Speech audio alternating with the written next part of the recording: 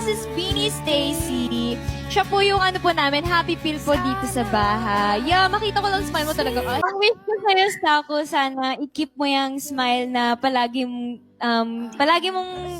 meron ka. Ayan, and sana,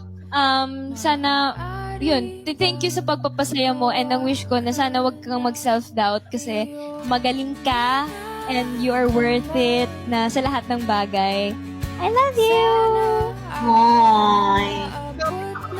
Iiyak na yan. Ikaw ang nagiging takbuhan ko, Stacy. Sa lahat ng tawa at sa lahat ng paghindi. Salamat dahil palagi mo akong iniintindi.